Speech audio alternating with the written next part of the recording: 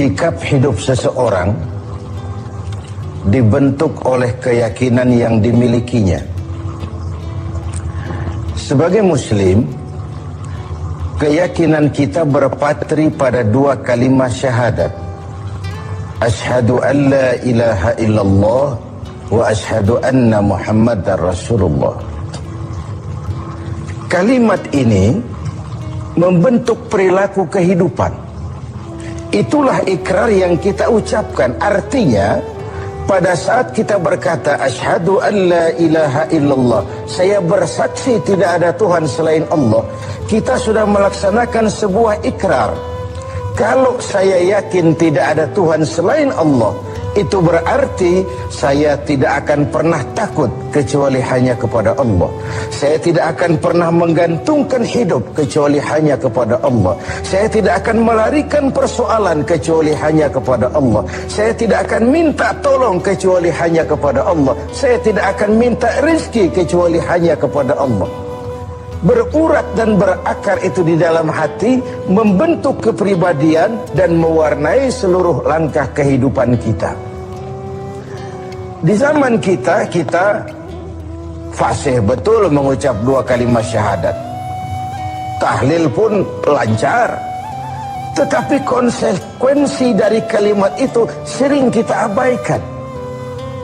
Apalagi kita sedang berhadapan dengan zaman yang serba sulit seperti sekarang ini. Ekonomi yang belum pulih, lapangan kerja susah, pengangguran banyak, biaya hidup tinggi. Orang mudah mengalami proses pergeseran nilai.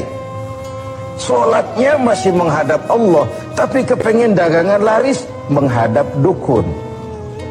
Dicampurlah itu, iyyaka na'budu wa dukun nasta'in. Ini kan sudah gaya hidup yang sinkrit. Nah, puasa melahirkan keikhlasan. Kenapa? Karena ibadah ini seperti kita pernah bicarakan tanpa sugesti. Mungkin kalau kita sholat masih berharap dilihat orang. Kita membayar zakat, kita bersedekah masih berharap dilihat orang. Tapi dengan puasa hanya kita dan Allah saja. Ini harusnya melahirkan gaya hidup keikhlasan.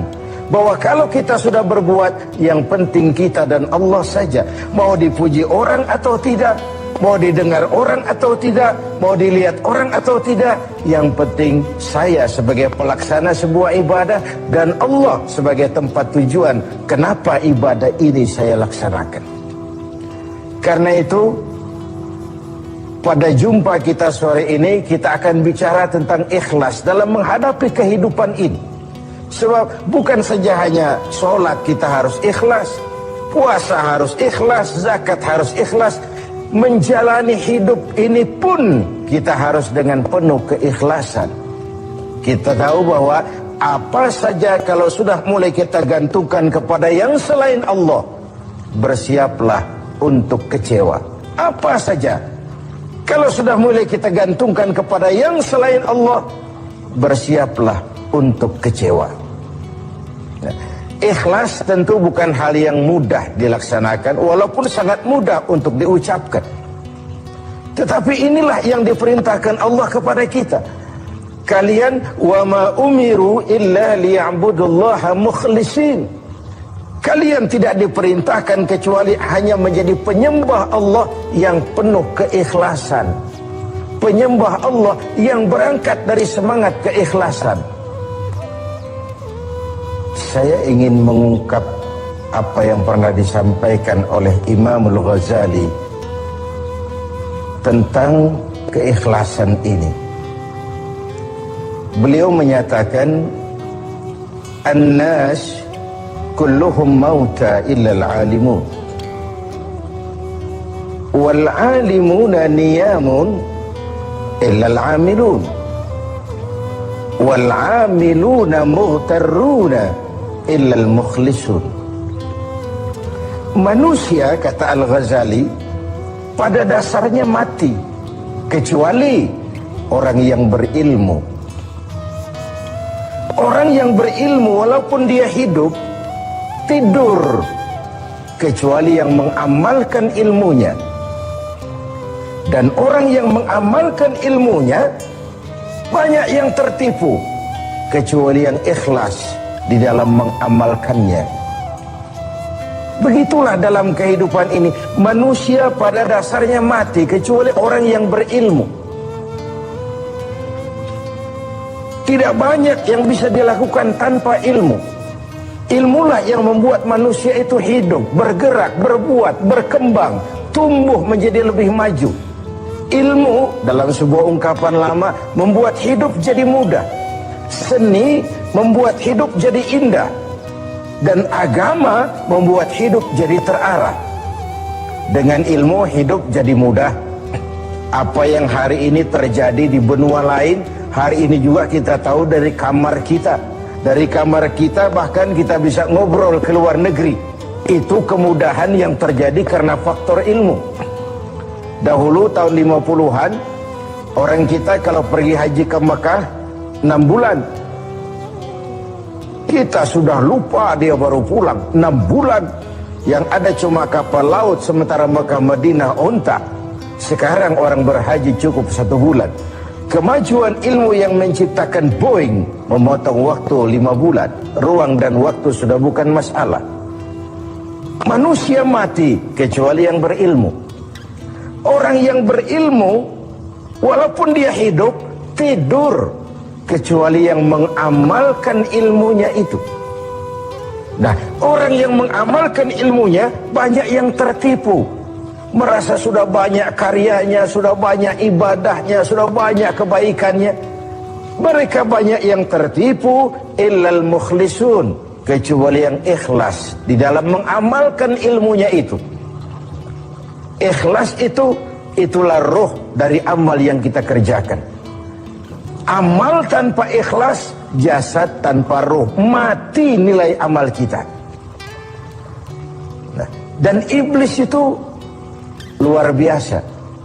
Sehingga Nabi katakan, iblis masuk ke tubuhmu, menggodamu melalui saluran darahmu. Persempit jalan masuk iblis ke tubuhmu. Sahabat bertanya, dengan apa ya Rasul? Dengan zikir dan lapar. Saya ingin mengulangi hadis ini. Iblis masuk ke tubuhmu, menggodamu melalui saluran darahmu. Persempit saluran masuk iblis ke tubuhmu. Dengan apa ya Rasul?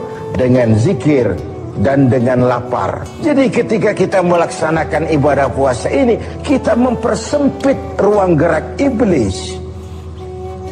Itu makna bahwa kalau datang Ramadan, diikat setan dan iblis itu. Siapa yang mengikat? Ya kita sendiri. Dengan apa? Dengan ibadah puasa. Kita ikat dia, tidak berkutik, memperturutkan hawa nafsu sebagai kendaraan utama si iblis tadi. Jadi kembali kepada soalnya, keikhlasan. Itulah nilai dari amal kita. Nah, iblis datang kepada setiap orang dengan bendera yang tidak sama. Iblis datang kepada orang kaya dengan bawa bendera bakhil. Iblis datang kepada penguasa dengan membawa bendera kezaliman. Iblis datang kepada para kiai dengan membawa bendera hasud, iri hati, dengki. Iblis datang kepada orang kaya dengan membawa bendera pelit, bin bakhil alias kikir. Strateginya berbeda, bergantung kepada yang didatanginya. Nah, kalau itu tidak terkena, ditanamkannya lah perasaan bangga. Amalmu sudah banyak, kebaikanmu sudah banyak. Dihilangkanlah keikhlasan kita. Karena itu hadirin dan pemirsa, saya ingin menyampaikan sebuah potret tentang ikhlas ini. Dulu ada cerita, kiai punya santri 2 orang. Satu namanya si Ali, satu namanya si Umar. Satu hari si Ali pergi ke kebun, nyabut singkong. Singkong tercabut, Ali melihat, ini singkong bagus sekali. Kalau dihadiahkan kepada Pak Kiai, senang hati beliau, tabarukan, cari berkah. Berangkat ke rumah Kiai bawa singkong. Sampai di rumah Kiai, Assalamualaikum Pak Kiai. Waalaikumsalam. Ada apa? Dari kebun Pak Kiai, saya jabut singkong, bagus sekali, saya ingat sama Kiai. Doakan saya Kiai. Oh, bawa masuk ke dapur, Li. Ali masuk ke dapur taruh singkong. Kiai bilang sama istrinya, Bu, Ali ini jauh-jauh datang kemari, hadiahkan kita singkong ini. Pulang kita kasih apa dia? Kata istrinya, Kiai, Bang, ada seekor kambing di belakang, hadiah pengusaha temporary sama kita. Daripada di sini tidak ada yang merawat, kan lebih baik dikasihkan si Ali. Siapa tahu dia pelihara berkembang biak jadi banyak nantinya. Jadilah itu. Ali permisi mau pulang, kata Kiai, Li, saya hadiahkan kau seekor kambing, peliharalah, mudah-mudahan membawa berkah. Terima kasih Pak Yai. Pulanglah Ali dengan kambing seekor ini. Di jalan pulang ketemu temannya si Umar. Dari mana kau, Li? Dari rumah Kiai Umar. Itu kambing dikasih sama Kiai.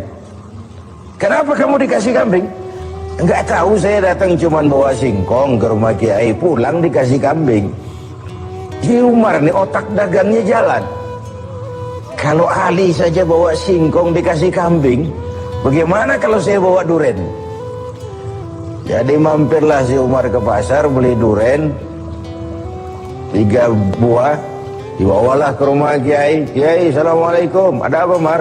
Duren Kiai, ikhlas karena Allah, ikhlas Kiai, silakan. Oh, bawa masuk ke dapur, Mar. Umar taruh singkong taruh duren di dapur. Kiai bilang lagi sama istrinya, Bu, Umar ini datang bawa duren lebih banyak dari yang dibawa si Ali. Kita kasih apa dia pulang?